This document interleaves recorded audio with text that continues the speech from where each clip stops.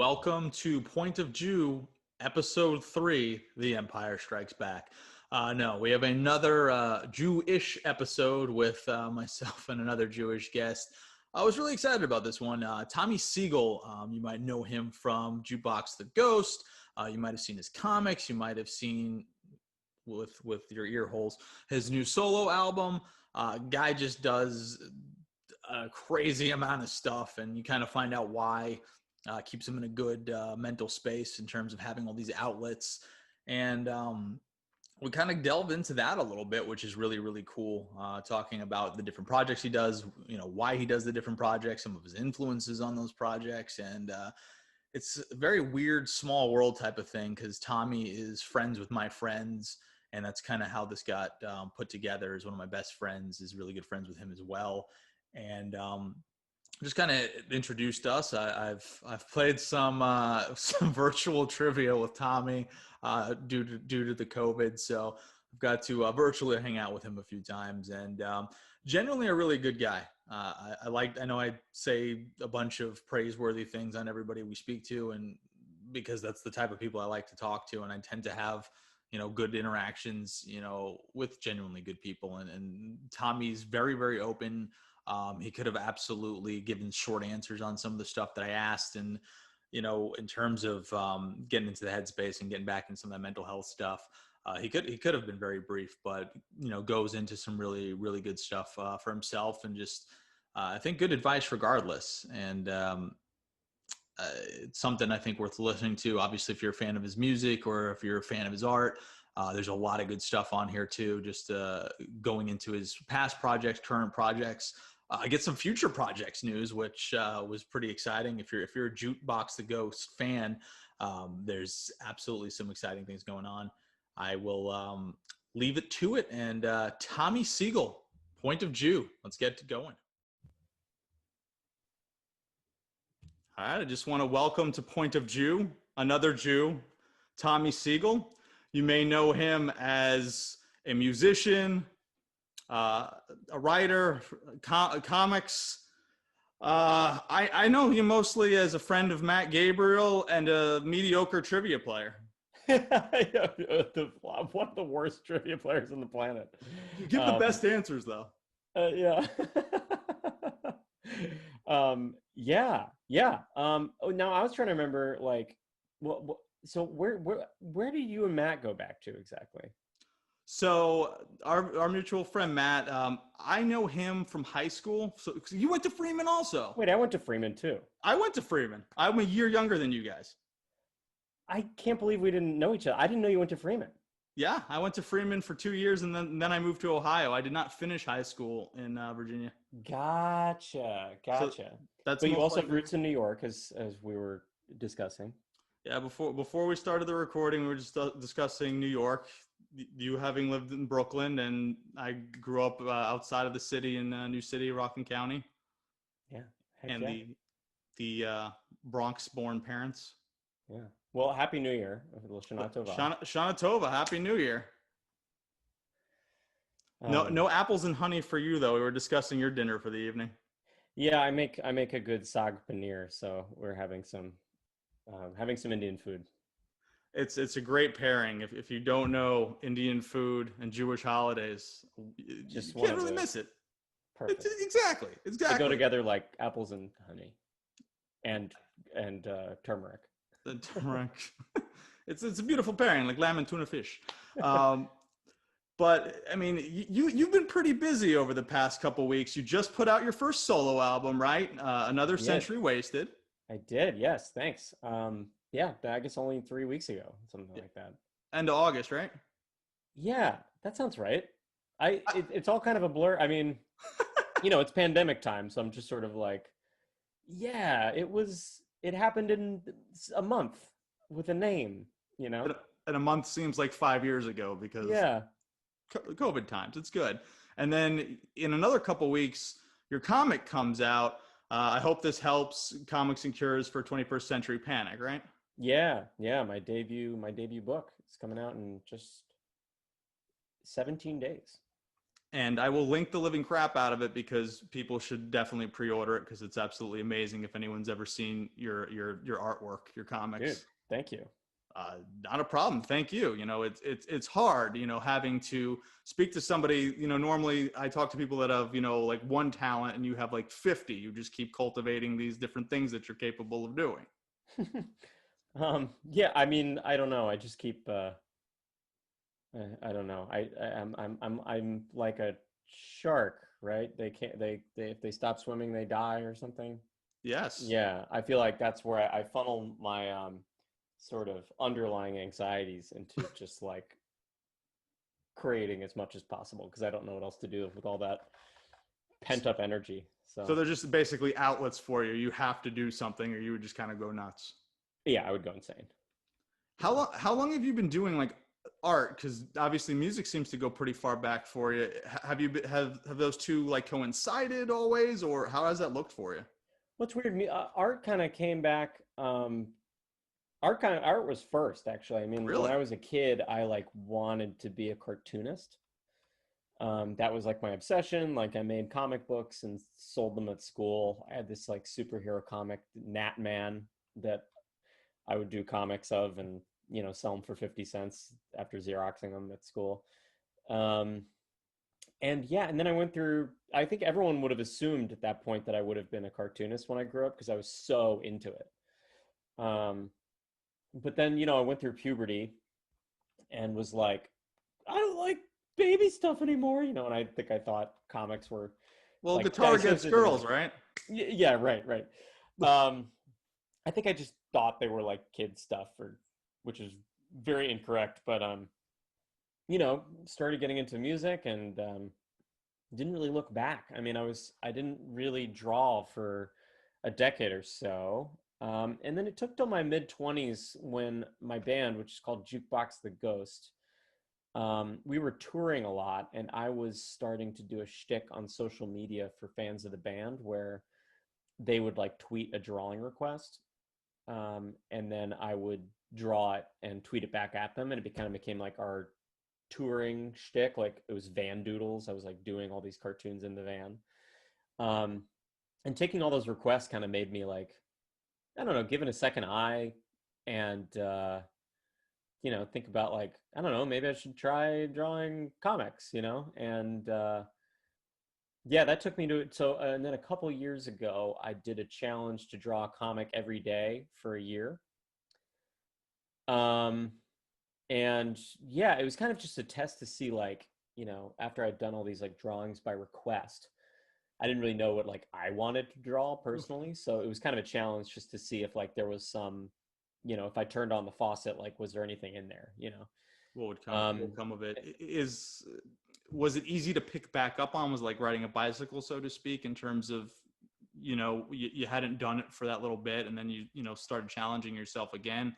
Was there any uh, impedance in terms of getting back into it, or I mean, it just felt totally new. It was kind of, I mean, I feel like not a lot of us have the experience, get to have the experience of like being in your late 20s, 30s and trying something completely new and having it kind of, just kind of like totally switching things. So, I mean, my skill set had basically left off at sixth grade. So, um, I had a lot to learn and catch up on. I'd never done digital artwork of any kind. So, it was kind of like a slow process. At first, I was like drawing everything by hand and scanning it in. And then I made a font out of my handwriting so that I could do text easier.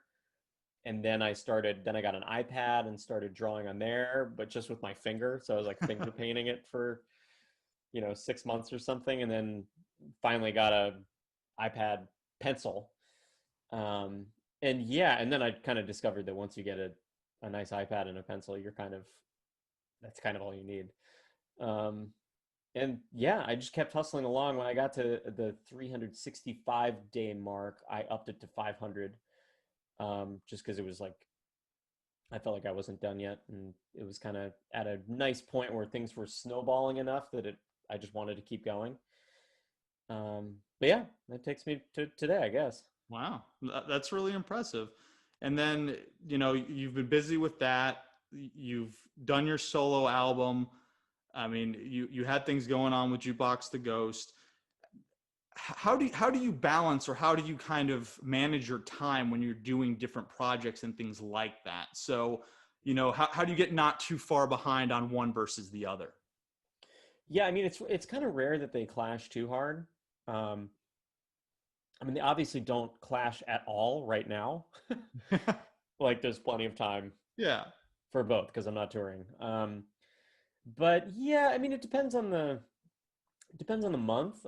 Most of the time it works out though. I mean, I think before there was a lot of time that I was filling with hustling music industry stuff, like whether it was writing songs for TV or ads or for other people, doing co-writing sessions, producing, mixing, that kind of stuff. I was doing a lot more of that before I started picking up comics seriously. So it's like I still have enough time to do Jukebox the Ghost and my solo music.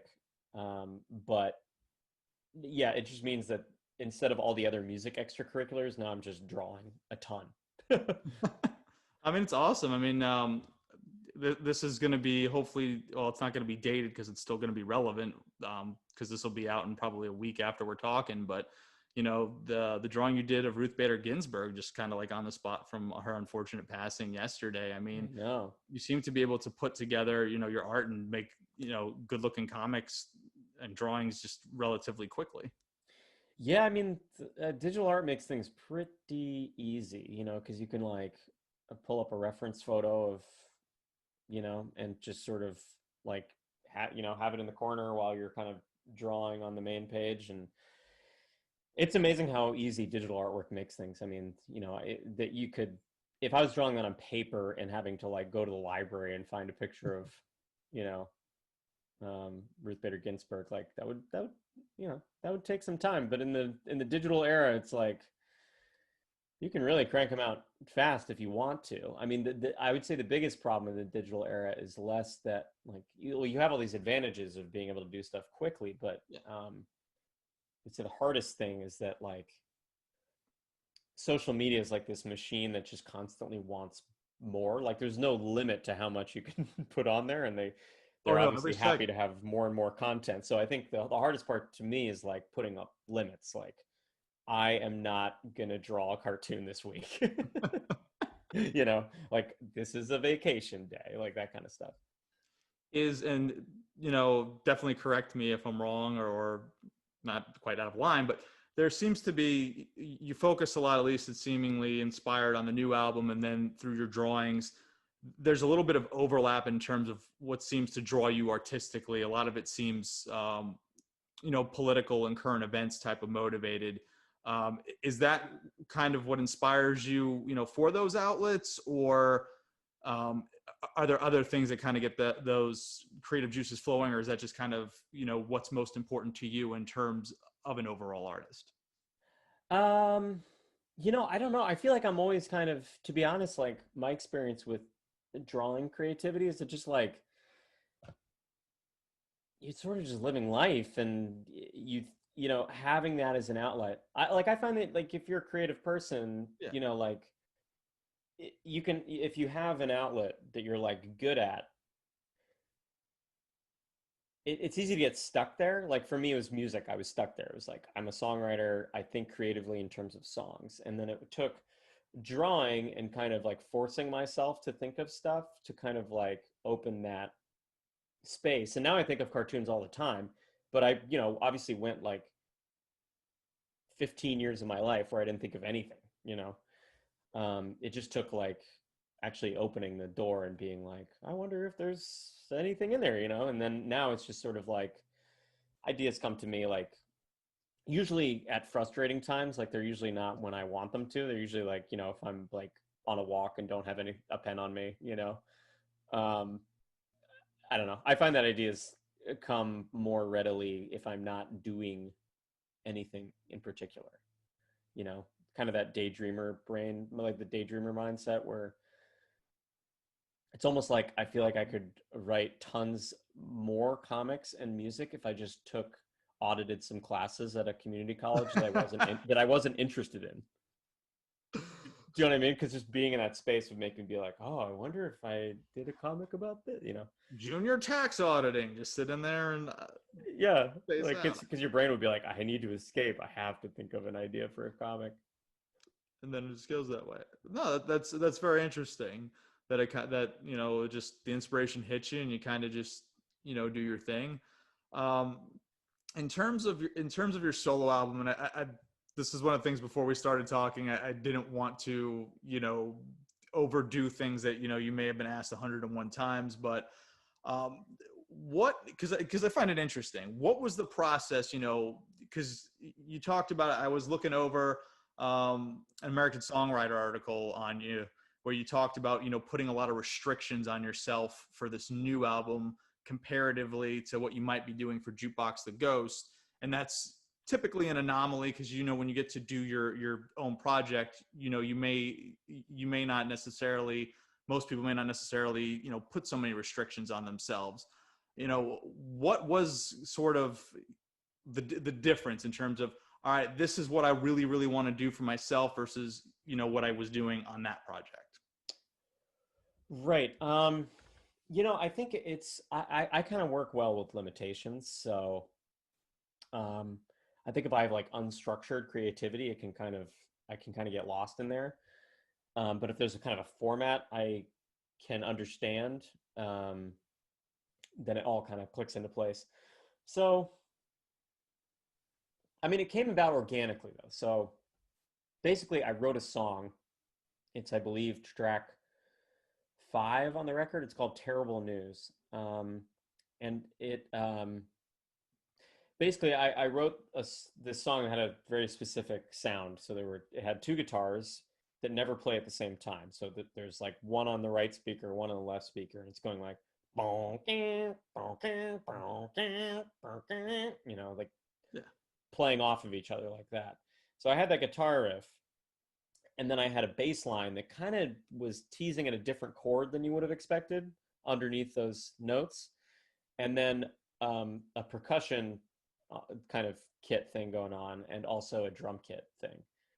And the combination of those things where there's polyrhythms happening with the percussion and drum kit arrangement, and the guitars are never playing at the same time, doing this kind of adding to the kind of polyrhythmic soup, and then a bass that's kind of telling you how to feel, like what the chord movement is. I Yeah. just like the way that felt to me. It felt different, and I think it's pretty rare to like when you stumble on something like that, you kind of want to stick with it. So for me, it was just like an exciting sound, and it made me think like, well, what if I wrote other songs like that? So I kind of use that as my process for the rest of the record, where I would start with um, either like a weird 2-part guitar riff that I would write at home, or a conga groove or something, and kind of like build from a space that I wasn't used to working in. As a pop songwriter, I feel like a lot of the times I'm just like sitting down with an acoustic guitar playing open chords, and this was an attempt to just kind of bust that wide open. And I mean, it sounds just completely and utterly different, from the band stuff. So did that? I would imagine that was kind of like a very self-fulfilling, experience for you to be able to put out an album like this. That, like you just said, wasn't necessarily, what you would do in terms of kind of the more, not necessarily, but like pop sound that you normally do. Yeah, I mean, it was fun to do. Like I've done side projects and stuff, but it was fun to actually like make a record in a vacuum with just myself and see like what comes out, um because it was different than I expected. I mean, I don't think if you had told me I was going to make a solo record, I don't think I would have been like, yeah, it's going to be super groovy and Afrobeat influenced.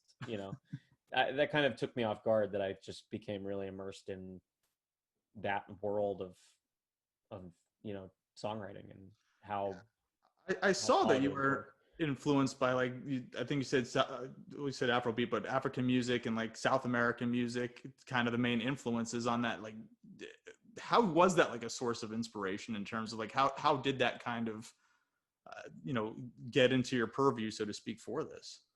I mean, I think I just went into a phase where like I'm a big music geek, so I'm always trying to find out the new thing, and I kind of got burnt out on like finding the new indie rock stuff, and was just kind of looking for something different. Um, and so, yeah, I can't remember what I think I heard Thomas Mapfumo, who's really amazing. And that just kind of got me down a whole rabbit hole of, Fela Kuti. And then from there, I ended up, listening to like Tom Zay and some South American stuff. And I don't know. I think in a period of when I was experiencing like a lot of anxiety, I kind of found a lot of comfort in just getting lost in a groove. And Western music grooves can be pretty simple, and it's just fun to hear something that was so harmonically simple and so rhythmically rich. Like it's the rhythm section is like an orchestra, and I don't know. That's not a density that I'm used to like being able to pick apart. So it's just very fun for me to be like, that's a conga playing that part, and that's a drum kit playing that part, and the cowbell's doing this, just trying to learn from that kind of music and the kind of rhythmic density aspect. I was definitely, I listened through the album when you had first like put it out, and I was definitely surprised at the cowbell appearances. A lot of cowbell. In a good way. In a good way. Yeah. In a good way. He definitely amplified. Needs more cowbell. Yeah. Yeah. Yeah. I feel like I can now I can make a record that doesn't have cowbell, because I finally made a record that has cowbell on every song. Are you gonna? Is that gonna be like thematically for all the solo albums? Like just every song needs to have like the mandolin. Every song needs to have the kazoo. Whatever you pick out. Maybe we'll have like a random drawing. What instrument you can include? Yeah, well, like, do you remember those CDs that they had in like the 90s? There was one called like Jingle Cats, and it was like Christmas songs, but only from cat meows. Yes. Yeah, I feel like maybe that's my next frontier. Now, would you be getting the cat meows, or would you be providing the cat meows? I would assume I'd have a cat that I can kind of squeeze and make it make different noises. I don't know if PETA would be down with that, but In a loving way. in a loving way, squeeze the cat for music effect in a loving way. I like that. I think we found the next big music trend. Yeah. Cat music. Yeah, I think we're there. I'm on the phone with the patent office tomorrow. In terms of, and I know I'm like jumping around and I don't mean to, but kind of drawing back from your previous works, you had mentioned, writing, songs for, jingles and ads and TV and things like that. And, one of the things I came across, and I know it's not from the original, but I was surprised, is you guys wrote a song for the Peabody and Sherman Netflix reboot. We did. I had to ask because I remember them from Rocky and Bullwinkle growing up. Obviously, granted, those cartoons came out way before you and I were even born. But when you pick, picking may be a strong word. Are you approached by the shows, or is there ever like anything that you see, or product or brand or anything like, we'd like to be a part of that?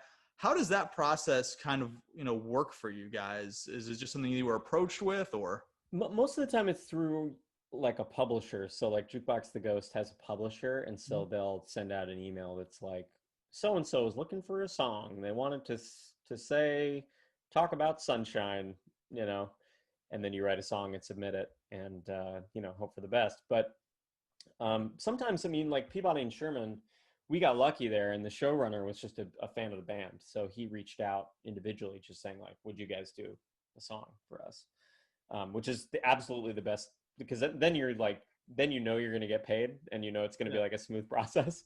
The other way around is kind of a crapshoot. So, yeah. But that's pretty interesting. So I'm glad that the showrunner was a fan of you guys. And Me too. I was watching the song on YouTube before we started this, because I was like, no, oh, okay, it's there. Yeah. But in terms of the publisher, like saying like, hey, this bleach company really needs like a catchy jingle. Is there things that you guys would just pass on? Like, we don't want our music associated with that, or I don't want to write anything for that? Or do you just pretty much like, all right, we have the opportunity to do something here, let's put something out there? Is there like lines that you guys, would draw creatively like that? Or is that just kind of, hey, we kind of want to just do something.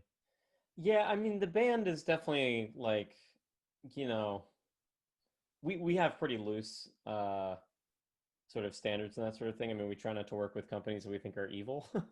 That's fair. um, but yeah, I mean, it's you know, I feel like post 2010, the idea of like not selling out kind of disappeared. You know, I still remember when like Wilco had like a Volkswagen ad, and I was like, I think the whole selling out thing might be over. You know, um, but yeah, with comics, I feel like because it's still new for me, it still feels like an artistically pure space. I've definitely drawn some lines. I've turned down um, corporate work or sponsored stuff just because, you know, it just feels wrong still. Like maybe there's a point in which it would make sense, but uh, you know, I like I can't draw hard lines in the sand. I really respect people who do, and I wish I was one of those people. But for me, it's just like a comfort level. And right now, I'm kind of like just really like, you know, sort of having this free from capitalism space where I can just create and do whatever the hell I want to. You know. Well, I think that that's good. I mean, if things change down the line, you're not like beholden to any guidelines but your own, in all honesty, right? So, I mean, Yeah, and I mean, you know, I the only mouth I have to feed right now is myself, so I'm not really, you know, I, I'm lucky that I can kind of like through books and Patreon and that kind of stuff, kind of, you know, make it work without like, you know, doing a sponsored ad or something, you know. not yet, and hopefully never. You can just do Yeah, hope I things. mean, hopefully, yeah, I'd love to remain a pure baby in that kind of Bill Watterson, Calvin and Hobbes kind of way, where he just sort of, you know, I really admire that that guy he probably could have made $1 billion off of that Oh, absolutely. franchise and turned it down. Just like what a dude for holding the line like that. Is is he like one of your biggest influences? Because now I can not necessarily like exact parallels, but maybe I could see a little bit of Calvin and Hobbes in your stuff. Yeah, I mean he's definitely my favorite.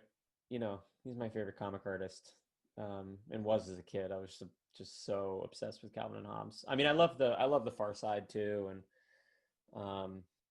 yeah, there are a lot of comics I loved growing up. Pogo and Crazy Cat, and I loved Doonesbury and Peanuts, and you know, I sort of loved it all when I was little, and then I started getting more discerning when I was like 12, and was like, I don't like Garfield anymore, you know. Even though I Um, still hate Mondays. yeah, exactly. Is there any comics or any artists or anything that influences you like currently, and any like modern stuff that you're super into? Or Yeah, I mean, there's so many amazing web comics out now. I find that really interesting that like if you're looking for like the best comics out there today, like they're not in the newspaper anymore. You know, they're mostly online. Like oh gosh, I love Extra Fabulous Comics is really great. Hot Paper Comics. What else? Oh, why am I forgetting what it's called? Oh, Pants Pants. That's a really good one. False Knees. There's a lot of just amazing, artful, funny web comics out there just crushing it. So I definitely feel like I try and keep tabs on the ones I really love. But I'm always nervous about exploring too much because I think that if I get to know with the competition out there too well, it might be a little crippling, you know, because it's like there's a high bar out there. There's a lot of amazing web comics, so I feel lucky to be even on the playground, you know. well, it's not funny, but I came across your comics through random like postings and stuff, and just things that people had shared, and then like I don't know why there was the disconnect. I was like, oh, that's that Tommy. It's That's so funny. I love that. yeah, it's just I don't know. I think sometimes when we all go through like click holes and things where we're just going through something, whether Facebook, Twitter, Instagram, whatever you wanted to go through, and then part of our brain just kind of shuts off, and you just keep going through that hole and clicking, swiping, what have you. So it's interesting what you can come across, and I think it's great that so much of your stuff, seems to be out there and being shared and going through right now. Yeah, and it's weird too, because like, it's the internet. So like you unless it got shared from your account, you don't actually have a way of tracking the footprint of it. So there's people who have seen my work in ways that like I don't even know what they're talking about. Like there's been meme pages that will just like, like take one of my comics and just like reshare it, and it'll have a life of its own in some other universe that I don't even see, you know? Is there are you seeing much in the way, and I would imagine there would have to be, but are you seeing a lot of sort of cross pollination between the fans of your music and the fans of your comics? I'm sure there's a lot of new discovery, one versus the other now, from the two different mediums that you're kind of popular for at the moment. Yeah, I mean, I don't know if there's as big of a crossover as you would think. I mean, I feel like every day I get a message. Like every time I post something about music, I get a message being like, "I had no idea you were in that band. I know that band." So I don't know what the overlap is. My guess would be not that much. I mean, granted, it's a much easier thing to promote online, as far as people like following it and stuff like that. Like I, you know, I don't know. Comics just sort of evangelize themselves online. You don't have to like put money into it or anything like that.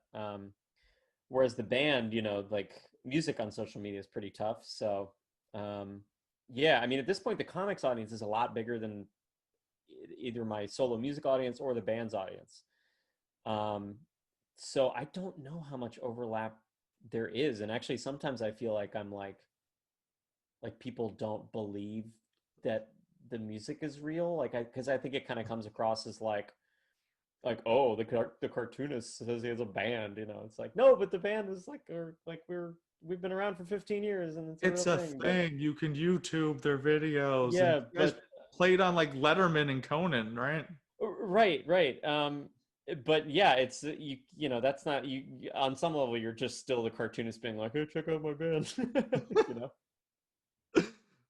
It's funny that there is that mental dissonance, I guess, with those different factions, for lack of a better Yeah, I phrase. mean, I don't think they're really at odds. It's just that, if I'm being honest, like just when I post a comic, it gets a lot bigger response than anytime I post about like the band or something. Is So there, talking about, the with the comics you posted, and just like you said, the evangelicalism where there just gets picked up and kind of swept along by everybody, and you've had the band for 15 years and just doing this now in terms of your solo album. What's the difference, in pushing music as a band, pushing music as an individual? And you talked already about, in terms of, just being able to put the comics out there, and that kind of just goes. Is it harder as an individual versus a band, or is it a little bit, easier because, it's just you kind of, in control of your own self? Or, with a band, there's more minds and more things to kind of consider or take care of? Or what's sort of the difference, as an individual and as an entity? yeah, I mean, well, normally there would be a big difference because like Jukebox would be able to, we would be touring, we have a consistent fan base who shows up, we have a label, and or we did, and kind of booking agent and all these things, Yeah. and solo, like, I'm kind of, it's sort of a one or two man operation. It's like it's pretty small, kind of cozy thing. But we're in COVID, so it's the great flattening. So it's like this weird moment in time where like I have the same ability to promote a record online as like Beyonce. You know what I mean? Yeah. Like everyone's just basically posting their music on the internet, and you kind of just hope for the best in a way. Um, so I don't know. It's a strange time to put out music, but it's also like a time to put out music where it's easier to feel okay about it because like it's like nobody's really making it work. It's just a weird time. So it's kind of like there's something kind of like easier about it too. It's just there's lower stakes. Like, I'm not gonna I'm not going to feel, I would have loved to tour, but I also don't have to have that feeling of like, oh man, I should have done a bigger tour. I should have done this. Would you? I know you just said maybe you would have toured. Um, assu- Assuming, imagining that this was all over next week like a miracle. That's not. Uh-huh. How you know how would you have prepared for a tour as an individual differently than when you tour with like Jukebox? How would that have looked? Or, Well, I would have loved to. I mean, I had a band ready to go for my solo stuff. I thought about doing it as a solo thing and trying to build loops live, but it just seemed a little crazy. The songs are just a little too proggy to pull that off. But I had a band that I actually did a test tour about a year and a half ago, oh where we wow. were playing some of the solo stuff and did a run of East Coast shows. So that would have been really fun. I mean, I had a conga cowbell player and a drummer and another guitarist and a bassist. So it was a 5-person band. Wow. That would have been really fun, but it also would have been pretty expensive too. So maybe it's okay. It all kind of washes out. Yeah, yeah, yeah. But would that be on the assuming things were safe like a year, let's say a year and a half from now, is that something you would revisit? I would love to. I mean, but it is the kind of thing where, like, generally it's just a much better time to tour when you've got something to promote. So, if I had to guess, like, it would probably make more sense to make another record and then tour and play stuff from both albums. Um, Is but I don't is know. It'd that be on great. the I'd love to someday. is that on the horizon though? Have you already got like material down that you could start working on like another solo album, or is that like I need a break? Like I just birthed this thing. I need my space. Yes to both. So I do have a lot of material that's kind of ready to click print on, but I'm trying to give myself the space to be like, it's okay to not work your buns off for right now. You can just, you know, It makes sense. You need to decompress. You need to go around back alleys to find the right cat for the next album, and it's absolutely. okay. And when I say, when I talk about like chilling out, like I'm still like rolling out tons of cartoons and promoting a book that's coming out in 3 weeks, but it's just I'm not trying to multitask too much at the moment. When the book comes out, are you going to like have whatever it looks like, a week, 2 weeks, 3 weeks? Are you gonna like just decompress, or is like your brain won't allow that whatsoever, and you got to be into something, even if you just do your daily comics? But Well, something I'm working on at the moment is I want to put out a comic every day for a month um, around the book release. So hopefully starting next week, um, just as like a fun way to like push the book, but also like have new stuff coming out. And yeah, I figured the best way to sell the book is just to keep making comics and keep drawing attention to it in that way, rather than it makes being like, look, here's a picture of me with my book. Yeah, get the here it is. do the Barnes and Noble tour, except they'll just put you behind some plexiglass. It'll be great. Yeah, exactly. That's a good way to do it. In a full hazmat suit. Look. No, I like that, and I think that I've been astonished by like how good your comics are. They're always entertaining. At minimum, Dude, you get thank a you. chuckle out of me. Dude, thank you so much. No, thank you. So I'm looking forward to the book. I'm going to pre-order it. You can put your COVID John Hancock on the cover of it. It'll be good. Yeah, I'd love to. Um, outside of that, earlier, and I don't do this intentionally. It's just something that seems to just keep happening on these podcasts, maybe just because of the times we're living in. You were talking about doing these different projects and things, as a way to kind of work out, anxieties and things like that. Is that something, just in terms of like a mental health space, is that something that you've like always dealt with, or is that something that's amplified because of the days and times we live in, or how has that been for you, like personally? And share as much or as little as you want, because I know it's a random personal question, but I think it helps people. No, totally. I mean, yeah, I would say like I started having like pretty debilitating anxiety, like um, not long after Trump got elected, which is probably not a coincidence. It also kind of happened to coincide with like a sort of existential crises that I was having too.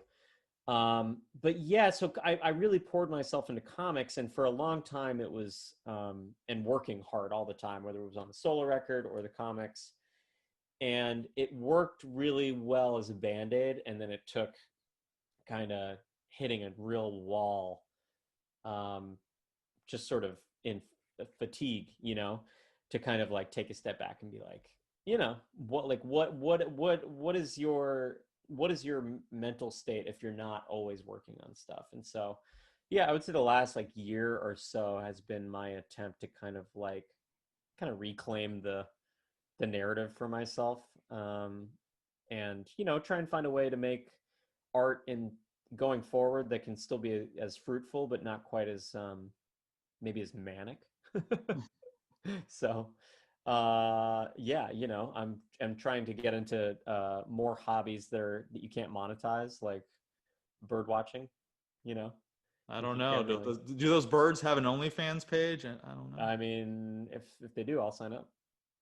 What other hobbies, like what are you trying to do to kind of get into like those non-monetized hobbies? Like is it stuff that you could pick up that you've done before, or is it just, all right, I got to get into something new and then that requires maybe research or more tunneling down a rabbit hole? Yeah, I mean, really, I'm just trying to do more nothing stuff, so whether it's bird watching or um I swim in the James River every day, or just like journaling or reading the New Yorker, just like trying to slow down in the moments where I can remind myself to slow down. Well, I mean, that's good. You don't want to like overwork yourself. I think a lot of us need to take the time for ourselves. And I mean, for me, that's why like I watch baseball. Right. It's a slow sport. People tell me it's boring, but like I can take 2.5, 3 hours. And I know it's TV and it's not anything that's tremendously productive for my brain or anything like that. But everybody needs to just take some time for themselves, and any kind of leisurely activity, like your bird watching or swimming, which is awesome because obviously you have the physical component of that. I think more people need to do that for themselves. Take a couple hours and do something that's, just good for you. Yeah, totally. I mean, it's funny. I think it's funny you mentioned baseball, because I do think that's very true about baseball. Like, I started going to Mets games, I'm so sorry. and yeah, exactly. I forgot about the hat. I'm not like a fan per se. It's just it's more convenient to get to from where I lived. But I was going to Mets games, and I was kind of like thinking about how watching a Mets game is like, or just any baseball game, doesn't have to be the Mets, is compared to like social media or whatever. It feels like meditation. It's so slow, in a really wonderful way. So I found baseball refreshing in that way. It's I mean, it's cathartic to me. It's the 3 hours of, I mean, and I get worked up over things. I was watching a game last night on TV till 1 in the morning because it was Yankees Red Sox and they play forever. Um, I'll get worked up or involved, but it's not frequent, and it's still in a good way. It's still in a good outlet, even if it's something that somebody does get revved up. I'm not like screaming bloody murder or something at somebody about it, but it still works. Yeah, Is totally. there is there anything else that just kind of on the topic of finding out that you need some non-monetary things to throw yourself into? Is Mhm. there anything else kind of that COVID time has like taught you about yourself, or helped you realize?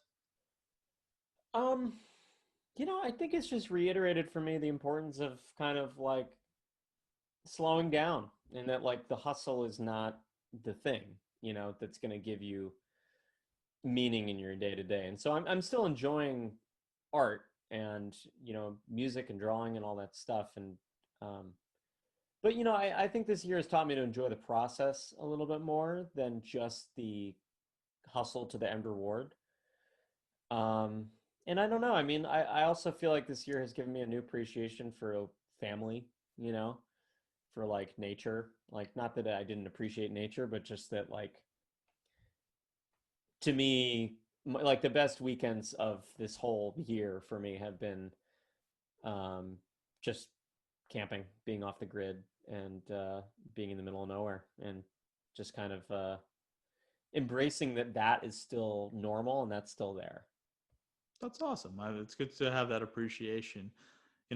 With that said, in terms of the slowdown and everything, so I mean, it is and it's not, but 2021 around the corner, as things may get lifted further in whatever capacity that looks like, is there things in the upcoming year that you're already starting to outline or look forward to for yourself? Or is it just, hey, I'm just focused in the moment now. I just had the solo album come out. I got the comic coming out, you know, put the brakes on anything mentally upcoming, or is there things you're already starting to look forward to or put together? Yeah, I mean, somehow there's already stuff shaping There up, always but is. basically, so I've got this first book coming out in a few weeks, or in 2.5 weeks, and I have a second book that's coming out for Valentine's Day next year of Ooh. just candy hearts. I have for which, for those who don't know, I have a series of comics involving conversation hearts and putting their kind of inner monologues as the text on the front of them. So I've been this whole summer, spring and summer, I've basically been working on, once I finished my first book, just been making tons and tons and tons of Candy Hearts comics. So that's going to be coming out early in the new year. And also Jukebox the Ghost is heading back in the studio in a month. Oh, wow. So yeah, all of a sudden there's like stuff happening. So I'm very lucky that I have some projects that can kind of remain fruitful in COVID, even if I can't tour, you know? No, that's awesome. That's really cool to know. So, we kind of have the comic coming out in October, and that's just kind of, warming us up for February, where you're gonna melt our hearts. I do really, really like the little inner monologue hearts. Um, Thanks. I know there's some overlap in things, but I've always laughed at the one with the two parents on the couch, and then the kid monologue being that they're Yeah. going to be more fucked up than either of them. Yeah. Yeah. That's the book cover. That's the actual cover. Yeah. That's a good choice, and I know a lot of people be excited about Jukebox getting out there again. Yeah. Yeah. I'm looking forward to it. I mean, I haven't played music with like people in, you know, somehow I'd been taking I hadn't been doing much of it even right before the pandemic hit. So it's been 7 months since I've like played with like a band or whatever. So I'm definitely the longest period of my since I was 13 that I've gone without playing with a drummer. So I'm excited to get back in there. Well, that'll be awesome, and I thank you for letting me ask you the 101 questions, and getting to talk to you about your music, about your art. Is there anything for yourself that wasn't mentioned that you wanted to get out there, or anything that I didn't ask that you wanted to touch on, before we wrap anything up? No, I mean, I just appreciate you like following my work, whether it's the solo music or the comics, and I don't know, appreciate all the thoughtful questions and for having me on. I appreciate that. It's always, as it's been pointed out to me, it's always good on Point of Jew to have two different points of Jew for conversation purposes. Great for But that. it was awesome kind of getting to talk to you, getting a little bit more in your headspace. The whole point of this show is to kind of get opinions and thoughts, on creative outlets, whether it's music or art, or eventually I'll talk to people in sports and acting and different things as well. But it's really nice and refreshing. And if there's one thing that COVID has done nicely for me, is just I mentioned to you before we started doing this that I used to do interview segments on the radio and on TV and things like that, and it's just kind of like a cool thing for me to get back into and have these one-on-one conversations. Just it's a laid back format, I hope. Nothing too grinding for you, and it's just nice. It's nice to just have the human interaction. No, it's great to chat. Tommy, thank you so much. The solo album is out right now, Another Century Wasted. And then I'll also link below. We got another couple weeks, October, the comic. I hope this helps. Comics and Cures for 21st Century Panic. Yeah. Tommy Siegel. Yay! Gary Hirsch. Thanks, Tommy. So it was a really fun episode. I hope you guys liked Tommy Siegel as much as I loved interviewing him. Definitely somebody that could do another one of these shows with. Hopefully we can after his new comic comes out in February. I will absolutely put the links below for you to be able to check out his current solo album or purchase, or I should say pre-order, his current comic book. Outside of that, I thank people for giving me feedback and suggestions. Unfortunately, as I'm recording this, I've only published the very first episode with Shimon Day and got some good feedback on that. I realize, hey, lighting is not the best. I do need to order some lights. This is just all house lighting. And outside of that, I do use a professional mic. I am learning to use the software that I'm putting this together. So just going across and getting better all the time. It is sad because I know there's like 10, 12, 14-year-olds who could probably edit circles around me. And then I brought up randomly that, I'm a mass comm major back. I feel old saying this, but like back in the day, like it's been 15 years ago since I had like an Adobe suite for Adobe Premiere to, play around with and like edit bays at VCU. So it's not like a bicycle. I mean, it kind of is. I know where buttons and stuff are, but still getting better at stuff all the time. And I wanted to actually, before this interview, I really, really wanted to go to the store and pick up, like a webcam or something to get some better lighting and look more presentable. Tommy's probably the most famous person I've ever got to interview. I don't know if anybody followed me from the days, like 7 years ago, I was doing like a comic book podcast, and I got to interview Michael Copon, who was a Power Ranger. I think at that point, that was like one of my highest level interviews. Cause like for VCU, I interviewed cool people for VCU, but it's like Richmond shop owners and teachers and obviously important people, but nobody with like a following of like a Tommy Siegel. And it's cool that he's, he's a good guy and a lot of overlap in terms of friends. So yeah, did not think about the fact that a lot of school and stuff is online right now. So webcams and stuff are at a premium. But hopefully you guys stick with me and like the show and subscribe on YouTube or follow it on Podbean. Should still be on iTunes in the coming days, and just got approved to be on Google. So if you like Google Podcasts, if that's a methodology where you listen to stuff, should be on that. Don't get added to Spotify or any other places that make it easier for you guys to consume this podcast. Obviously, please like it on Facebook, follow me on Twitter, whatever, the Instagram, whatever other methods that work best for you. I'll put my link tree in the description below, and stick with me. And if there's somebody you want me to talk to, or if you want to be on the show, let me know. I like having fun conversations. I reached out to some of my friends that are in the gaming world, do like Twitch streams and stuff like that, which that's over my head. I mean, I know what it is, but not something I've delved too deep into. So will be an education on there. But hopefully, like I said, you like this week's show. You continue to follow me, interact with me, let me know stuff you want to see. And all I can say is thank you for listening, thank you for watching, whichever method you consume this on, and we'll do it again next week. See ya.